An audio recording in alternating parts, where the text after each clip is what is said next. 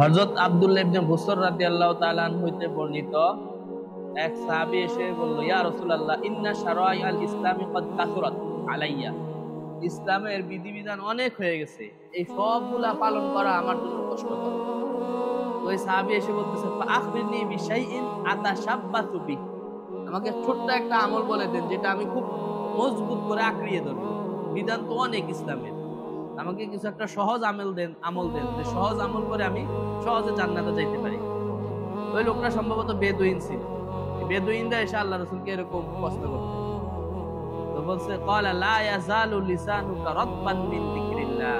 আল্লাহ রাসূল বলেন, তুমি যদি সহজে জান্নাতে যাইতে চাও তাহলে তোমার জিহ্বাকে সব সময় আল্লাহর জিকিরের দ্বারা ভিজা রাখো, তাহলে ইনশাআল্লাহ সহজে তুমি জান্নাতে চলে যেতে পারবে। আরেক হাদিস আমি পড়ছি, এক হাদিসে আছে যে আল্লাহ রাসূল বলেন, কিছু লোক আছে খুব দামি গালিচার মধ্যে বিছানার মধ্যে আরাম আয়েশে থাকবে, কিন্তু এখানে জিকির করতে করতে তারা আল্লাহর জান্নাতে চলে যাবে। দুনিয়াতে আরাম আয়েশও করছে কিন্তু আল্লাহর জিকিরও করছে, যার কারণে আরাম আয়েশ করতে করতে আল্লাহর জিকির যেহেতু ছাড়ে নাই, তারা আল্লাহর জান্নাতে চলে যাবে। আরেক হাদিসে আছে আল্লাহ রাসূলকে জিজ্ঞাসা করছে, ইয়া রাসূলুল্লাহ, আখবিরনি বিআহাব্বিল আমালি ইলাল্লাহি আযজা ওয়া জাল্লা। আল্লাহর কাছে সবচেয়ে প্রিয় আমল কি সেটা আমাকে বলেন। আল্লাহ রাসূল বলেন, আনতামুতা ওয়া লিসানুকা রাতবুন মিন যিকরিল্লাহ। এমন হালতে তোমার মৃত্যু হওয়া যে তোমার আল্লাহর জিকিরে তোমার জবানটা ভিজা ছিল। এরকম হালতে যদি মৃত্যুবরণ করতে পারো তাহলে এটা হচ্ছে সবচেয়ে উত্তম আমল।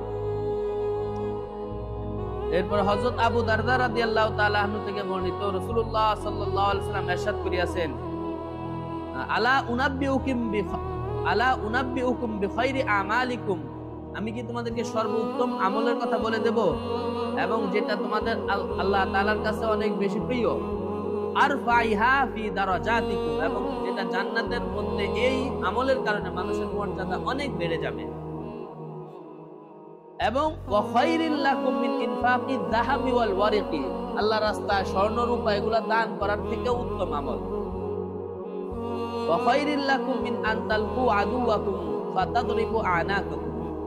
জিহাদের ময়দানে যুদ্ধ করা এটা তো সবচেয়ে কঠিন, শত্রু নিজের জান নিয়ে যুদ্ধ করা, বলছে এটার থেকে উত্তম। বলেন এমন কি আমল যেটা জিহাদের থেকে উত্তম, দান সদকা করার থেকে উত্তম এবং জান্নাতেও উঁচু মর্যাদার কারণ হবে, আল্লাহর কাছেও অনেক প্রিয়, সেটা কি আমাদেরকে বলে দেন। আল্লাহ রাসূল বলেন, ক্বালা যিকরুল্লাহ, আল্লাহর জিকির এটা সবচেয়ে বড় আমল, অনেক বড় আমল। এরপরে ইবনে আব্বাস রাদিয়াল্লাহু তাআলা আনহু থেকে বর্ণিত, আল্লাহ রাসূল বলেন, আরবাউন মান উতিয়াহুন্না ফাকাদ উতিয়া খায়রাদ দুনিয়া ওয়াল আখিরাহ। যাকে আল্লাহ তাআলা চারটা জিনিস দান করেছে সে দুনিয়া এবং আখিরাতের সমস্ত কল্যাণ সে পেয়েছে। এমন চারটা জিনিস আছে যে এই চারটা জিনিস যে পাবে সে দুনিয়া এবং আখিরাতের সমস্ত কল্যাণ সে পাবে। এক নাম্বার কলবান শাকিরান, এমন অন্তর যেটা আল্লাহ তাআলার উপর শুকরিয়া আদায় করে। আল্লাহ তাআলা আমাকে যেই অবস্থায় রাখছে আল্লাহ তাআলা শুকরিয়া আদায় করে, আল্লাহর উপর কোনো অভিযোগ নাই যে আল্লাহ আমাকে এই দিল না সেই দিল না, এটা পাইলাম না ওইটা পাইলাম না, এরকম অন্তরটা তার এরকম না। আল্লাহ তাকে যে হালতে রাখছে সেই হালতের উপর কি করে, আল্লাহর শুকরিয়া আদায় করে। এটার নাম হচ্ছে কলবান শাকিরান, শুকরগুজার অন্তর।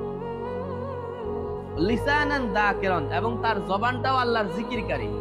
লিসানান যাকিরান, যে জবান সবসময় আল্লাহর জিকিরকারী, এরকম জবানও সে পেয়েছে। ওয়া বাদানান আলাল বালাই সাবিরান, এবং রোগ ব্যাধি বিপদ আপদে শরীরের উপর যত রোগ ব্যাধি আসুক না কেন সে সবর করে। অনেক সময় মানুষ রোগ ব্যাধির কারণে এমন এমন কথা বলে ফেলে যে তার ইমানের সমস্যা হয়ে যায়। তো সে রোগ ব্যাধি বিপদ আপদ বালা মুসিবতের উপরও কি করে, তার শরীর সবর করে। ওয়া যাওজাতান লা তাবগিহি খাউনান ফি নাফসিহা ওয়ালা মালিহি, এবং এমন স্ত্রী পেয়েছে যেটা যে নিজের সতীত্বের রক্ষা করে, স্বামীর সম্পদের মধ্যে কোনো খেয়ানত করে না। এই চারটা জিনিস যে পেল সে দুনিয়া এবং আখিরাতের সমস্ত কল্যাণ সে পেল। কি কি চারটা জিনিস? একটা হলো শুকরগুজার অন্তর, জিকিরকারী জবান, এরপরে সবরকারী শরীর, রোগ ব্যাধির উপর। এটা হচ্ছে নেককার স্ত্রী, নেককার বিবি। আল্লাহ তাআলা আমাদেরকে বেশি বেশি আল্লাহ তাআলার জিকির করার তৌফিক দান। জান্নাতীদের জান্নাতে কোনো আফসোস থাকবে না, থাকবে কিন্তু একটা আফসোস থাকবে।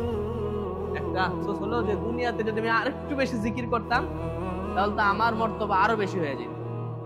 এই বিষয়টা নিয়ে জান্নাতীদের একটু আফসোস থাকবে, যদি আরেকটু বেশি জিকির করতাম, আরেকটু বেশি জিকির করলে আমার মর্তবা আরো বেড়ে যেত। এজন্য আমরা অনর্থক কথাবার্তা বলবো না, গীবত বলবো না। হ্যাঁ, অনেকে অনেক গান গজল এগুলা মুখে ঘন্টার পর ঘন্টা আওড়াইতে থাকে, এগুলা বলে আমরা আমাদের অনেক মূল্যবান সময় নষ্ট করি। আল্লাহ তাআলা আমাদেরকে জিকিরকারী জবান দান করুন।